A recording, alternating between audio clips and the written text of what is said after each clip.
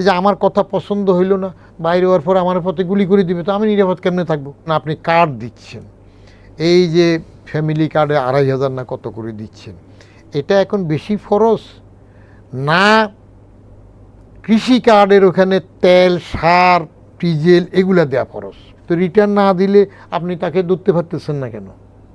ও আমার এখানে এত খাতির কেন? আমি কি বোন বিয়ে দিছি কারো কাছে ট্যাক্স আদায়ের সময়? না কারো বোন আমার কাছে বিয়ে দিছে? আপনার বাংলাদেশের ব্যাংকের গভর্নর হাসান মনসুরকে এইভাবে বাইর করে দিলেন, দরকারটা কি? আপনার দলীয় লোক দেওয়ার জন্য? বিশ্বস্ত? আরে কাজ করাতে হবে তো। 3 উদ্দিনের সরকার, ফখরুদ্দিন তো আমার বদলিই করে দিল। আমার 36,000 কোটি টাকা ইনহেরিট করেছিলাম, কেমন 2006 36,000 কোটি টাকা রাজস্ব, 3টা মিলিয়ে ট্যাক্স। দুর্ভোগের শিকার হচ্ছেন, দুর্ভোগ হচ্ছেন তারা। ওটার কারণ আছে, ওটার কারণ বললে তো আবার এখন সরকার অসুবিধায় পড়ে কিনা বা অসন্তুষ্ট হয় কিনা সেটা হইল। তাহলে জুলাই সনদ বাস্তবায়নের জন্য সংবিধান সংস্কার পরিষদ গঠন নিয়ে একটা অচল অবস্থার কথা বলা হচ্ছিল।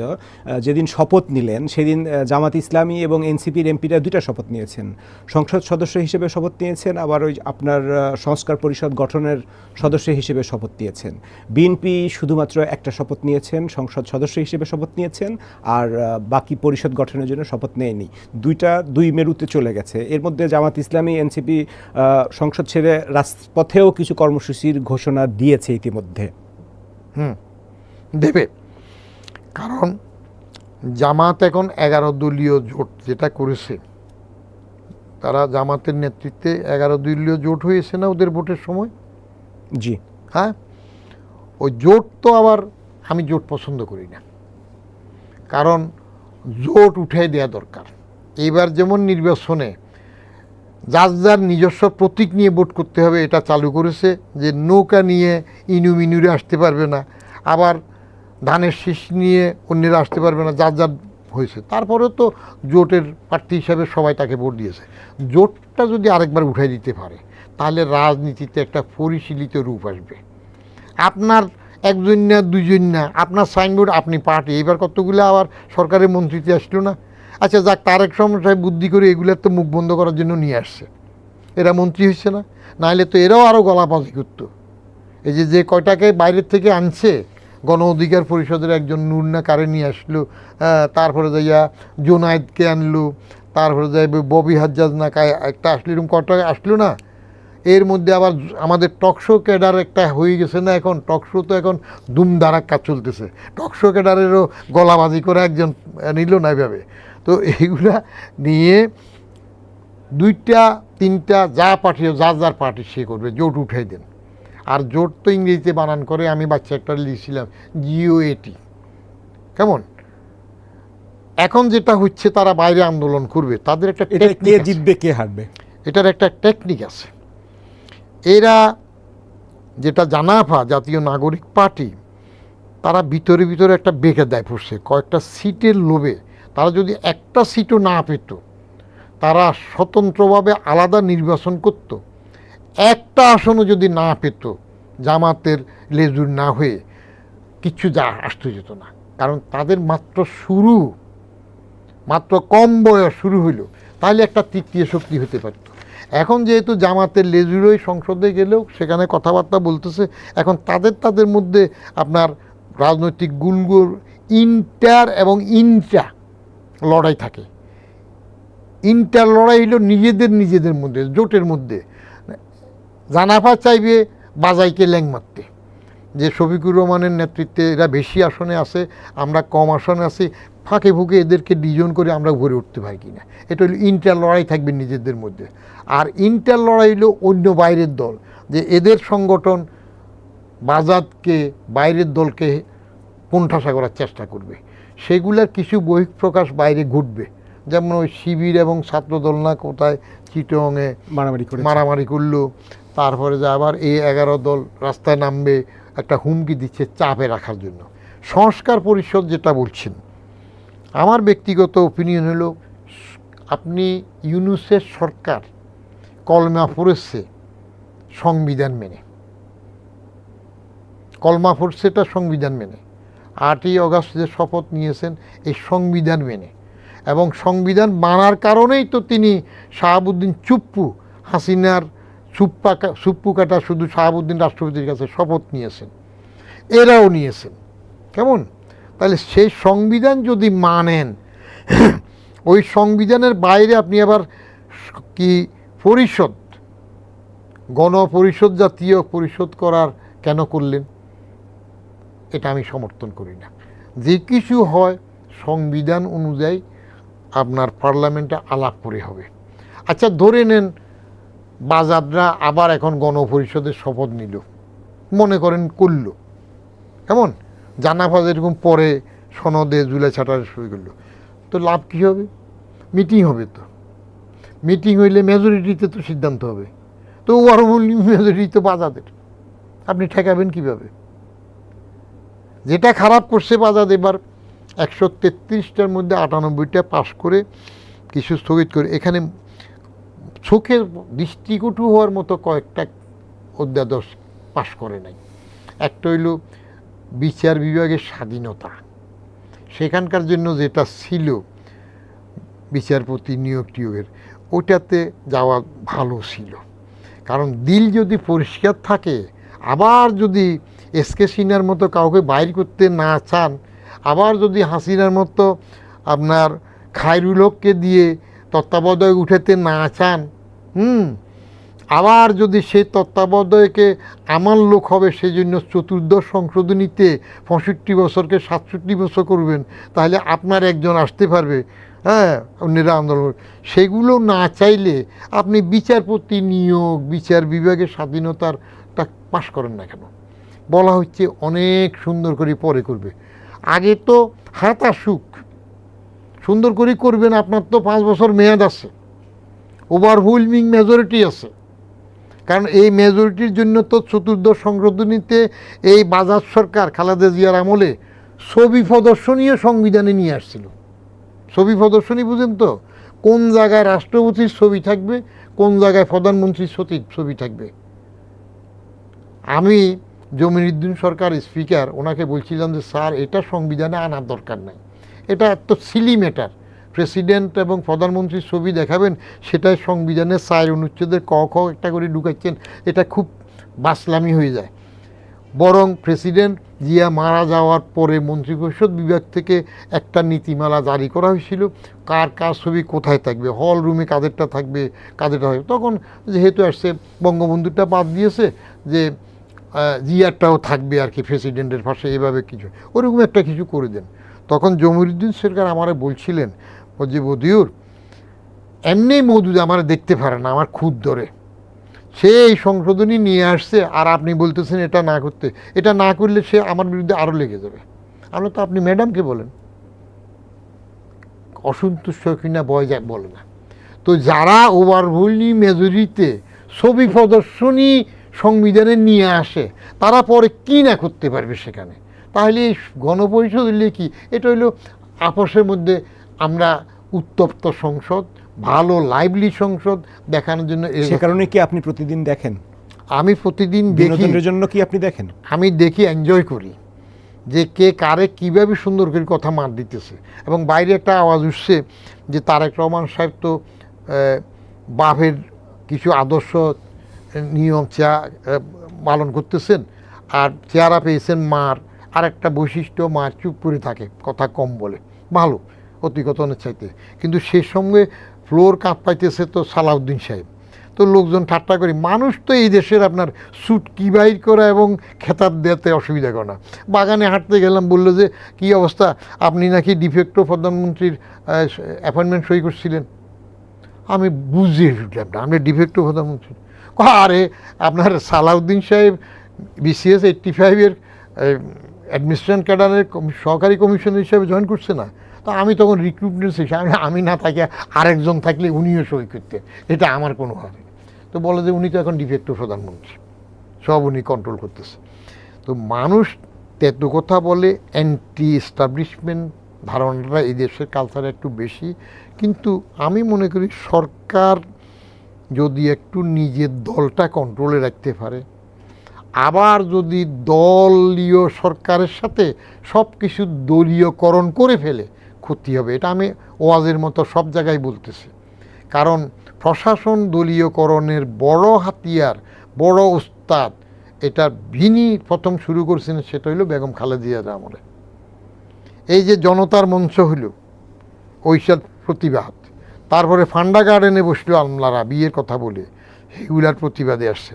তারপরে আবার বাজাদের তরফ থেকে আপনার উত্তরা ষড়যন্ত্র হইল, ক্যামেরাম্যান গেল, সাংবাদিকরা গেল, মুখ ডেকে চলে গেল।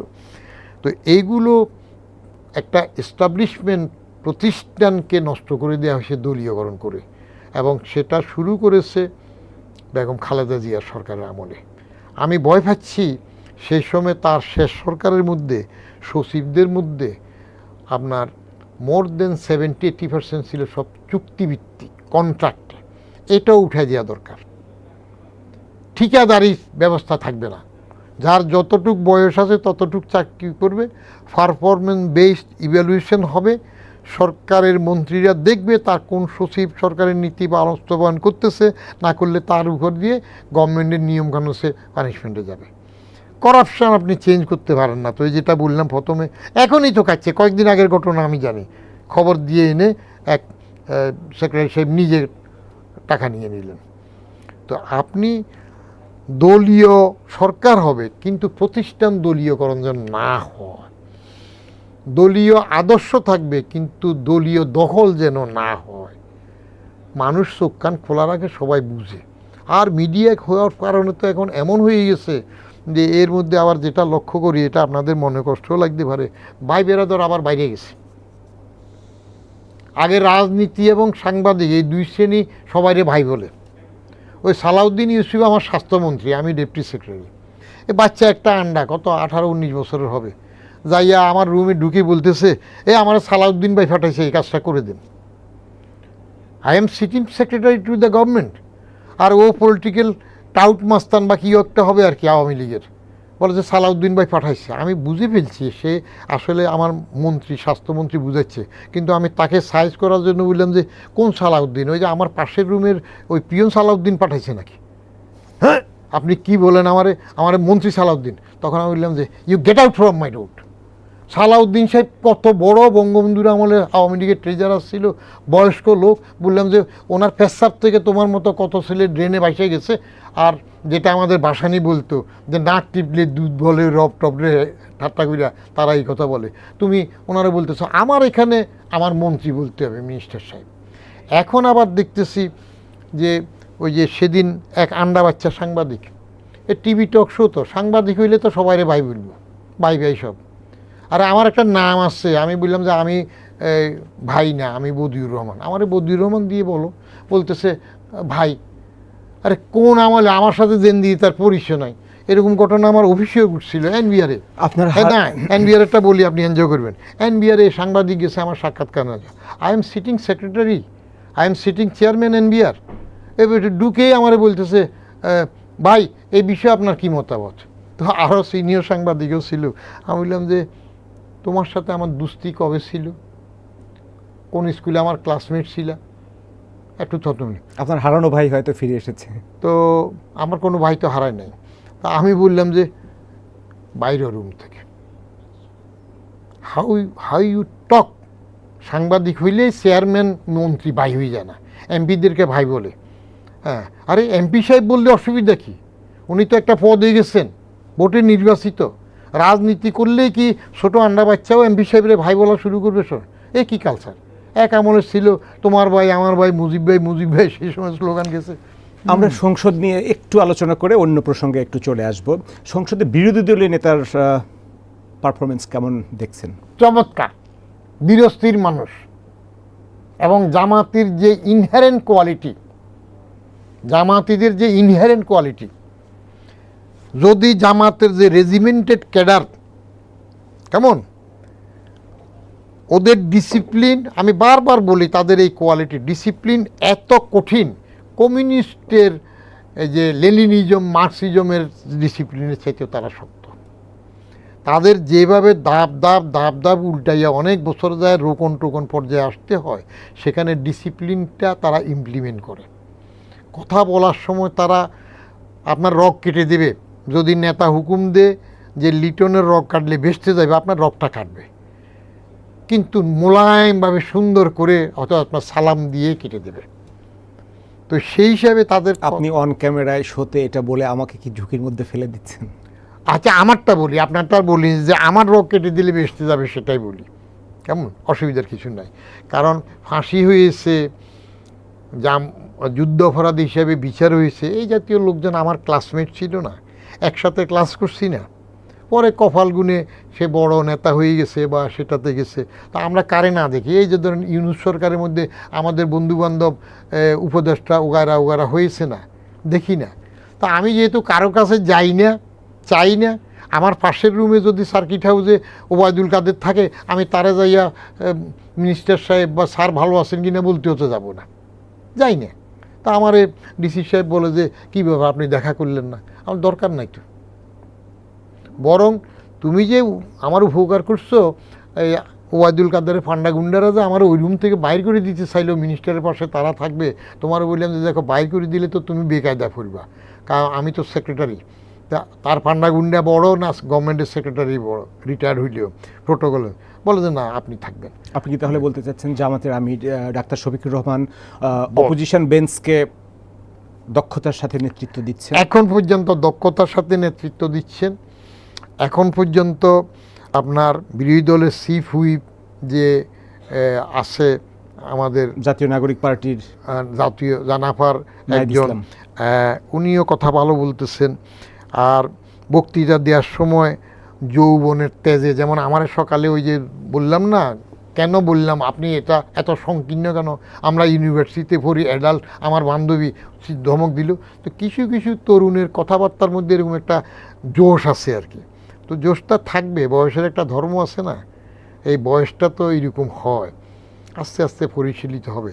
বিরোধী দল যেভাবে করতেছে এখন পর্যন্ত আই ডু অ্যাপ্রিসিয়েট, আমি এনজয় করি দেখার জন্য। আর সরকারি দলে ওই যে চুপ্পু সাহেবের ভাষণের উপর বলতে যাইয়া যে আবার তৈলমর্দনের যে কায়দা শুরু হয়ে যাচ্ছে, এটা লক্ষণ ভালো না। যে আমরা আগেও দেখেছি, আগে বঙ্গবন্ধুর জ্ঞাতি গোষ্ঠীর থেকে শুরু করে শানে নজরুল শুরু হইতো, এখন যদি আবার সেটা শুরু হয়, আমাদের ভাগ্যটা হইল দুইটা রাজ পরিবার, উত্তরাধিকারের রাজনীতি, দলীয় পরিবার। কেউ একজন মজা করে বলেছেন যে তেলের সংকট বাইরে, সংসদে নয়। তেলের সংকট বাইরে আপনি পাম্পের সামনে দেখছেন সাপের মতো লম্বা আঁকাবাঁকা হয়ে গাড়ি, মোটরসাইকেল, লম্বা লাইন, 8 ঘন্টা 10 ঘন্টা ধরে ওয়েট করার পরে কেউ তেল পাচ্ছে, কেউ পাচ্ছে না। তো এই যে আমরা জিরো সাম গেম নিয়ে কথা বলছি, এখানেও সরকার তার যে সেরা কৌশল সেটাই নির্ধারণ করেছে। সেরা কৌশল হিসেবে সরকার ভেবেছে সামনের দিনে হয়তো বড় কোনো সংকট আসতে পারে, সেই আশঙ্কায় সে রেশনিং শুরু করেছে, সাপ্লাই কমে দিয়েছে, পাম্পে আপনার সরবরাহ কম, সো প্রতিযোগিতা এখানে বেশি, কে কিভাবে আগে নিতে পারে। এর ভিতরে আবার দেখা যাচ্ছে কেউ আপনার লাইনে না দাঁড়িয়ে এক্সট্রা ফ্যাসিলিটিজও নিচ্ছে। আবার এদিকে আপনি শুরুর আগে বলছিলেন এসএসসি পরীক্ষা শুরু হয়েছে, গ্রামের লোডশেডিংও বেড়েছে, গ্রামকে অন্ধকারে রেখে শহরে কোন রাজপ্রাসাদ আলোকিত করা হচ্ছে। এখানেও সরকার তার সেরা কৌশলী নিয়েছে, রাজধানীকে রক্ষা করতে গ্রাম থাকুক অন্ধকারে। সব কিছু মিলিয়ে দেশের অর্থনীতি আসলে কেমন আছে, কোন দিকে যাচ্ছে, জনগণ কেমন আছে? তেলের লাইনে তো আমিও যাই, আমার একটা নিজস্ব টমটম আছে, পেনশন বিক্রি করে কিনেছিলাম, পেনশনটা বিক্রি করে ফেলছি মানে না নিয়ে, তো টমটমটা কিনলাম, নিজে চালাই। তো আমি লাইনে তো 3-4বার লাইন দিয়েছি, 1.5 ঘন্টা 2 ঘন্টা বসার পরে আর ভালো লাগে না, চলে আসি। তো এটা করে আমার যেটুক ছিল এই পাম্পে যাওয়া আসায় 3-4বার এইটুকু শেষ। তো ওইটা শেষ হওয়ার ইমিডিয়েট আগে একদিন শুক্রবার সকালে গিয়ে পাম্প তো গেলাম, বললাম যে কী ব্যাপার আজকে কি তেল পাবো, আমি 3 দিন লাইন ধরে পাইনি। তো এই যে আপনাদের বকবকানি ফেসাল ক্যাসাল শোতে আসি, এটাতে আমার 2টা লাভ হয়। একটা লাভ হইল কিছু যে মজুরি দেন, এটা আমার গা গরম থাকে। আরেকটা লাভ হয় বাইরের লোকজন পচে গেছে দেখলে একটু সালাম টালাম দে, যে আপনার ফেসাল ক্যাসাল দেখছি ভালো লাগছে, আপনি সাহসের সহিত কথা বলছেন, তবে কোন সময় আপনাকে মেরে ফেলে এটা একটু খেয়াল রাখেন। তো ওই পাম্পে আমার একটা চিনে ফেলছি, তাদের কর্মী আর কি, বলে যে তেল তো এখন নাই, আপনার চিনি, আপনার টকশো দেখছি, আপনি তো এখন খাতির কী করতে পারবেন। আমি একটু ইয়ে করলাম যে ঈদ চাঁদ আসছে, বলে স্যার আপনি জুমার নামাজ পড়ে সোজা চলে এসেন, আমাদের গাড়ি গেছে তেল আনতে। তো সেদিন জুমার নামাজ পড়ে না খেয়ে চলে গেছি, লাইন দিলাম, ওখানে যাওয়ার পরে বলে যে 500 টাকা দেন, ঈদের আগের দিন সম্ভবত, ঈদের আগের শুক্রবার। আমি ভাবলাম বকশিস, আমি হ্যাঁ ঈদের বকশিস 500 টাকা তো দেবো, এটা ভরেন আগে। কর না বকশিস না, তেলের দিব 500 টাকা। তো পরে আবার আমাকে চেনে আর 2 জন এসে বললো যে এই স্যারের চেনো নাকি, ওনারে 500 টাকার তেল দিতেছো? তো মুরব্বি একজন কাউন্টারে ওই তেলের ডান্ডা একটা দিয়ে ভরে যে এটার সামনে দাঁড়ানো, তো উনিও টাকায় টাকায় বল এই স্যারের 1000 টাকা দিয়ে দাও। তো 1000 টাকা দিয়েছে, ওইটা দিয়ে এখন চলতেছি। কালকে এসএসসি পরীক্ষা গেছি, গিয়ে ইসিবির এখানে লাইন দেখলাম, আজকেও দেখছি ওই সাপের মতো আঁকা এইবার দিকে নাইমা ইসিবির সত্তর দিক উইরা তারপরে এদিক দিয়ে আসে। আমার ভালো লাগছে, বিশাল লাইন, ডিসিপ্লিন লাইন। তারপরে আজকে আবার এটা দেখলাম, ওই যে ট্রাস্ট এখান দিয়ে বিজয় সরণির পাশে দিয়ে এটা লাইন দেখলাম, ওই দিকে লাইন আছে। আপনি যেটা বললেন সরকার সেরা কৌশল গ্রহণ করতেছে, এটা আপেক্ষিক কথাবার্তা। ছেলে রাগ করছে খেলার সময়, বন্ধুবান্ধবের সাথে খেলতেছে, তো দুপুরে সবাই খাওয়ার জন্য বাসায় যায়, এরে জিজ্ঞেস করে কিরে বল্টু তুই আজকে খাঁচি যাবি না? বল যে না। কেন? মা মারছে তো রাগ করছি খাবো না। মা সকালে মারছে, এখন রাগ করছি দুপুরে খাবো না। আসলে দুপুরে তাদের রান্নাই নাই, কিন্তু চাল নাই, রান্না হয় নাই বলে নাই, প্রেস্টিজ ঠিক রাখার জন্য বলতেছে মা মারছে রাগ করছি খাবো না। সরকার বলছে তো তেলের পর্যাপ্ত মজুদ আছে। আচ্ছা ঠিক আছে, মজুদ আছে, কোথায় আছে? 2 মাসে 3 মাসে আপনি সবসময় বলতেছেন মজুদ থাকলে, এত মজুদ থাকার পরে এই লাইন এত বড় হচ্ছে কেন? তাহলে কোথায় রাখছেন? ব্যবস্থাপনায় কোনো প্রবলেম আছে তাহলে? ইয়েস, সেটা আমি আরেক টিভিতে সেদিন বলে আসছিলাম, ওই যে এটিএন নিউজ না কাদের স্বাধীন সংলাপ না কিতে গেলাম, যে ওই যে বললাম ম্যানেজারের 2টা গুণ থাকতে হয়। Manager he or she must know how to work better, he or she must know how to get works done by other. এখানে প্রথমে যখন ক্রাইসিস শুরু হইল সে সময় তো একটা বড় জরিপ করতে পারতো, কেউ বলছে জোর একদিন বেজোর একদিন, বা অন্যগুলা সরকারি গাড়ির জন্য রেশনিং, ডে লাইট ব্যবহার করার থেকে শুরু করে, সেটা হয় না। তো এখন যেহেতু যুদ্ধ থেমে যাচ্ছে, এটা সরকারকে আমি দোষ দেব না, হঠাৎ করে হয়েছে। আমরা তো এইসবগুলো আগেও অভ্যস্ত হয়েছি, ইউক্রেনে যুদ্ধ হয়েছে আমরা ঝামেলা পড়ছি, কোভিডের ঝামেলা আমরা পড়েছি, এখন এখানে যুদ্ধ হচ্ছে সেটা ঝামেলা আমরা পড়ব। আমরা ৭৪-এর দুর্ভিক্ষ দেখা লোক না। ৭৪-এর দুর্ভিক্ষ ওই যে জাহাজ আসে নাই কি নিয়ে ৭৪-এর দুর্ভিক্ষ আমরা দেখেছি না, তো আমাদের তো সাহস আছে, আমরা বন্যা ফেস করি। বলা হয়ে থাকে দুর্ভিক্ষের সময় তো আসলে মানুষ খাদ্যের অভাবে মারা যায় না, কিন্তু অব্যবস্থাপনার কারণে খাদ্য থাকা সত্ত্বেও মানুষের কাছে খাদ্য পৌঁছানো যায় না, যে কারণে মানুষ আসলে মারা যায়। কথাটা সত্য। ব্যবস্থাপনার দায়িত্ব কার? আমার পরিবারের 3 জন সদস্য থাকলে তার ব্যবস্থাপনার দায়িত্ব আমার কার? হেড অফ দ্য ফ্যামিলি আমার দায়িত্ব, আমি সেটা ম্যানেজ করব। এই যে নাতিকে পরীক্ষার জন্য এসএসসি হলে নিয়ে যাচ্ছি, গতকাল নিলাম, ঘামাই গেলাম। এই সামান্য ইসিবি যাওয়ার জন্য আমার মিরপুরে শিয়ালবাড়ি মোড় থেকে আসা যাওয়ায় অলমোস্ট 1.5 ঘন্টার মতো লাগছে, কোথাও থামি নাই, এত জাম, ঘেমে গেলাম। তো ব্যবস্থাপনা ওই যে এদেরও লাইন আছে ওদেরও লাইন আছে। তারপরেও আপনার নূতন সরকার প্রথম আসে, এটাকে এত বেশি খারাপভাবে নেগেটিভ হইতে দেখা ঠিক না। আছে, কিন্তু যারা দুর্ভোগের শিকার হচ্ছেন, দুর্ভোগ পাচ্ছেন, তারা ওটার কারণ আছে। ওটার কারণ বললে তো আবার এখন সরকার অসুবিধায় পড়ে কিনা বা অসন্তুষ্ট হয় কিনা, সেটা হইল রাজনৈতিক নেতৃত্বের প্রতি চরিত্রগতভাবে, সংস্কৃতিভাবে আমরা একটু আস্থা কম রাখি। আমাদের চরিত্র, দেশীয় চরিত্র, আমরা নেতা মানি কম। একটু পান থেকে চুন খসলে আমরা খালি পশ্চাৎ দেশে অঙ্গুলি দেওয়ার মধ্যে ব্যস্ত হয়ে যাই, সমালোচনায় যাই। বিশ্ব ক্রাইসিস হবে, গ্লোবাল ভিলেজে, ওখানে হলে এখানে একটা প্রভাব পড়বে, নিজেরা একটু সহিষ্ণু হই, সহনশীল হই, একটু কম ভোগ করি বা রবার দফা মেনে নিই সেগুলো বুঝতে চাই। আপনি জনগণের কাছ থেকে যৌক্তিক বিহেভিয়ার আশা করছেন, কিন্তু সরকারের পক্ষ থেকে যদি যৌক্তিক বিহেভিয়ার করা না হয়, রেশনাল বিহেভিয়ার করা না হয়, তাহলে অন্য পক্ষ থেকে কি যৌক্তিক বিহেভিয়ার আশা করা যায়? আমি যদি আপনাকে প্রেডিক্ট করতে পারি, আপনিও আমাকে প্রেডিক্ট করতে পারবেন, কিন্তু আপনি যদি ট্রাম্পের মতো আনপ্রেডিক্টেবল হন, তাহলে তো আর গেম চলছে না। There lies the credit of the political party. যে রাজনৈতিক দল জনগণের মন মানসিকতা, তার মনের কথা বুঝতে পারবে না, সেটা কি দশা হবে? পচা শামুকে পা কাটবে। শেখ হাসিনা কি করলো?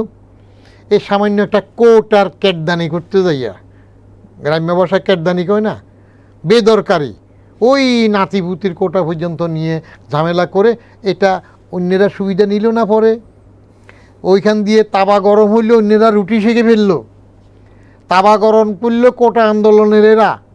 কেমন? তখন কি পরে না হাসিনারে ফেলে দেওয়ার দাবি আসলো? তখন কি এটা ছিল? তখন তো কোটা আন্দোলনের মধ্যে ফেডিট করতে না পেরে আমি কোটা আন্দোলন দিয়ে 2008 সালের ফেব্রুয়ারিতে প্রথম লেখা লিখছি কলামে যুগান্তরে, যে কোটা প্রয়োজন নাই, শুধু প্রতিবন্ধী এবং পিছিয়ে পড়া জনগোষ্ঠী, পিছিয়ে পড়া ব্যাকওয়ার্ড সিটিজেন, এদের জন্য 2 থেকে 5% মধ্যে কোটা, আর কারো দরকার নাই। মহিলার দরকার নাই, কারণ মহিলা মেরিটে সবসময় ছেলেদের থেকে ভালো করতেছে এখন ছাত্রীরা। কোটার দরকার নাই, জেলা কোটার দরকার নাই। আমি ওই তখন লিখলাম। তারপরে প্রেস ক্লাবে কোটার উপরে একটা সম্মেলন করলো ছাত্ররা, সেখানে বক্তব্য রাখলাম। তারপরে কোটার উপর আবার এটাও লিখলাম, কোটা নিয়ে আওয়ামী পাগলামি বন্ধ হোক। এখন কলিমুদ্দি আমরা একটা মানুষ নাকি? পাবলিক আমাদের কথা শুনে ওই চেয়ারে যাওয়ার পরে, আর আওয়ামী লীগের অসহিষ্ণুতা এত বেশি, তারা বিরোধী দল থাকলে ভালো করে, হয়ে আল্লাহ করতে পারে, কিন্তু চেয়ারে গদিতে বললে নরমে তো আর টের পায় না। আপনি চেয়ারের কথা বলছিলেন, আমি একটা বিষয় একটু খুঁজে দেখছিলাম, যে ধরেন আপনার ব্রিটিশ যখন মন্ত্রিসভার বৈঠক হয়, ব্রিটিশ প্রধানমন্ত্রী কিভাবে বসে, তার টিম নিয়ে কিভাবে বসে, আমি দেখলাম লম্বা টেবিলে মাঝখানে প্রধানমন্ত্রী আছে, দুই পাশে মন্ত্রীরা আছে, সামনে মন্ত্রীরা আছে, গোল হয়ে একটা টিমের মতো বসে। আমি যুক্তরাষ্ট্রের ট্রাম্পের ধরেন ক্যাবিনেট বললেন, আমি ওবামার ক্যাবিনেট মিটিং দেখলাম, অমুকের দেখলাম, অলমোস্ট সবাই সিমিলার। কিন্তু আমাদের এখানে সিটিং অ্যারেঞ্জমেন্টটা কেমন? আপনি ক্যাবিনেট ডিভিশনে ছিলেন, এরকম কেন? আমাদের এখানে সিটিং অ্যারেঞ্জমেন্টটা হয়ে গেছে প্রথম যখন এটা দেখতে টিম মনে হয় না, প্রধানমন্ত্রীকে কোনো একটা রাজা মনে করে অবস্থা। টিমটা বঙ্গভবনে যে ক্যাবিনেট মিটিং করার টেবিল বা ক্যাবিনেট ডিভিশনে যে টেবিল, কিংবা এখানে যে পরে একটা ফাও অফিস করছিল না আবার এরশাদের আমল থেকে প্রধানমন্ত্রীর কার্যালয়, বেদরকারি, আননেসারি সরকারের টাকা নষ্ট করে। প্রধানমন্ত্রীর কার্যালয় বেদরকারি, দরকার নাই। ইভেন কি ইআরডি একটা আছে না, বিখ্যাত লইয়া ঘুরে যায়, এটারও দরকার নাই। ইআরডি ফরেন মিনিস্ট্রি একটা উইংয়ে কাজ করতে পারে। প্রধানমন্ত্রীর কার্যালয় তো অরিজিনাল ছিল না, বঙ্গবন্ধুর আমলেও তো ও ক্যাবিনেট ডিভিশনের মধ্যে কিছু লোক থাকবে, করবে। একই জিনিস তো দুইবার দরকার নাই। এটা আপনার আমাদের দেশে চেয়ারটা কত বড় হয়, তিনি কত বড় জায়গার মধ্যে বসেন, এটা দিয়ে তার বড়ত্ব বোঝা যায়। এ কারণে কি মন্ত্রিসভার বৈঠকের সিটিং অ্যারেঞ্জমেন্ট এটা আগের থেকে এটা হয়ে গেছে এইভাবে। কারণ তো এখন যদি বললেন ওদের মতো যদি করেন, ওদেরটা তো আবার এরকম করে দেখেন না, স্কুল ঘরের মতো লাইন ধরে বসে। হ্যাঁ, তো সেটা আস্তে আস্তে হয়তো হবে। যেমন এখন তো আমাদের পোশাকে একটু চেঞ্জ আসতেছে। এখন প্রধানমন্ত্রী তো সিম্পল ড্রেসে যাচ্ছেন, স্যুট টাই কোট লাগতেছে না। আপনি দীর্ঘদিন রাজস্ব বিভাগে কাজ করেছেন, রাজস্বের বোর্ডের চেয়ারম্যান ছিলেন। সম্প্রতি সংবাদ প্রকাশিত হয়েছে, প্রথম 9 মাসের রাজস্ব ঘাটতির পরিমাণ দাঁড়িয়েছে প্রায় 1 লাখ কোটি টাকা। আরও 3 মাস বাকি আছে, ঘাটতির পরিমাণ আরও বাড়বে আশঙ্কা করা হচ্ছে। আবার নতুন অর্থ বছর শুরু হচ্ছে জুনে, সেখানে বলা হচ্ছে টার্গেট দেওয়া হচ্ছে 6 লাখ কোটি টাকা এনবিআরকে। টোটাল বাজেট 9 লাখের উপরে হবে। টোটাল এনবিআরকে টার্গেট দেওয়া হচ্ছে এই অর্থ বছরে আছে 5 লাখ কোটি টাকা, সেখান থেকে 1 লাখ কোটি টাকার বেশি ডেফিসিট হবে। আবার সেখান থেকে বাড়িয়ে 6 লাখ কোটি টাকা দেওয়া হচ্ছে। এই এত টাকা পয়সা কোথা থেকে পাওয়া যাবে? কার লাভ হবে, কার লোকসান হবে, কে বেশি দিবে এই বর্তমান অর্থনৈতিক পরিস্থিতির মধ্যে? আমি যে আলোচনায় যাই, সবার একটা আগ্রহ থাকে রাজস্ব নিয়ে, এনবিআর নিয়ে। কারণ আমি কিন্তু সচিব হইতে পারিনি, আমার মূল পদ ছিল সচিব, আইআরডির সচিব, এক্স অফিসিও চেয়ারম্যান এনবিআর। কিন্তু এনবিআরের কাজ এত বড় যে আমার সচিব পরিচয় হয় নাই। কেমন, ওই হিসাবে পড়েছে। জাতীয় রাজস্ব বোর্ডে যে ঘাটতিটা হচ্ছে এখন, এটার জন্য বোর্ডের কর্মকর্তা কর্মচারীদের মধ্যে যে আন্দোলন করে একটা ঘটনা ঘটলো না, 2টা ডিভিশন করা টরা নিয়ে, সেই সময় একটা রেজাল্ট গেল। আর আব্দুর রহমান মানুষ হিসাবে তো আমি তাকে ভালো জানি, আমার মনে হয় ভিতরে যেভাবে হোক টিম ওয়ার্কের মধ্যে একটা গলদ ঘটেছে, এটা একটা কিছু করতে পারে। আর দ্বিতীয় হইল বাজেট যেটা নেওয়া হয়, সে নেয়ার সময় আমরা গ্রাম দেশে জোনা বলি, ওই ধানের মধ্যে ধানের লেজে লেজে গিট্টু দিয়ে একটা রশি বানানো হইতো আর কি, ওই ধানের রশি যেটা জোনা বানা হয় সেটা দিয়ে আবার ধানের আটিগুলা বাঁধে নিয়ে আসা হইতো।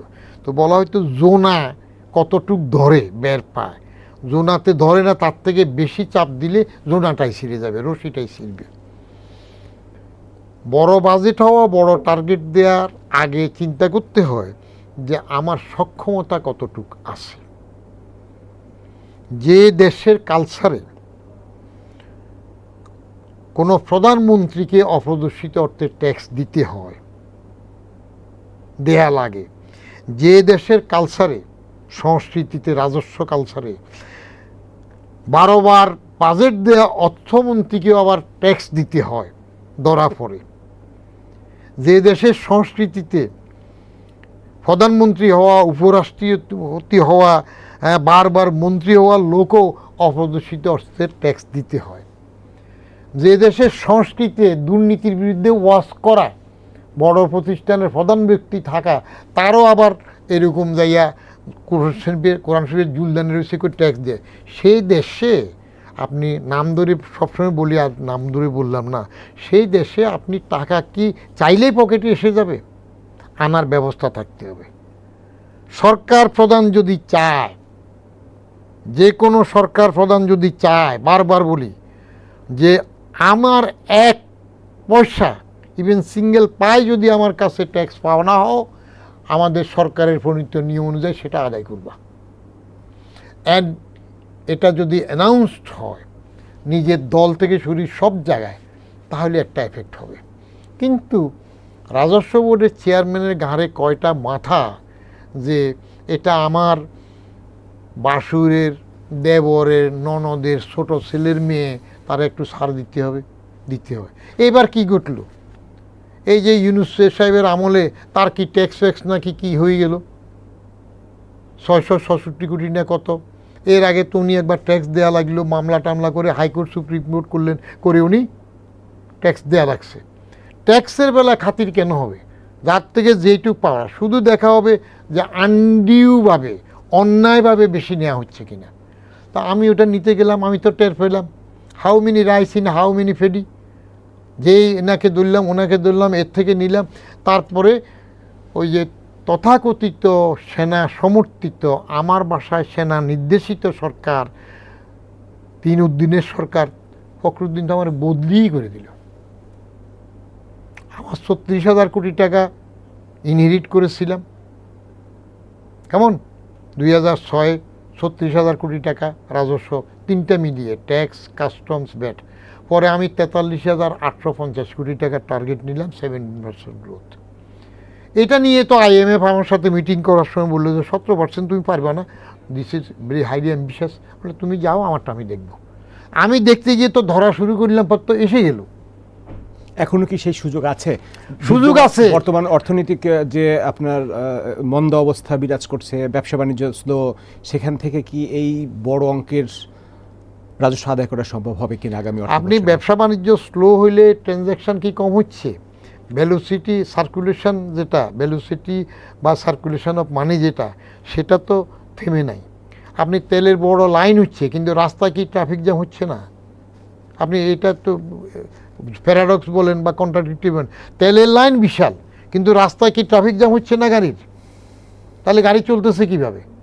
তেল পাচ্ছে, হয়তো চুরি হচ্ছে, অন্যখানে পাইছে, বা বাইরে খোলা বিক্রি হইতেছে, কেউ মজুত করতেছে, দিস ওয়ে আর দ্যাট ওয়ে আসতেছে। তো আমি গ্রামে একজনকে বললাম কিরে আমি তেল নেওয়ার জন্য কি ওইখানে আসবো নাকি?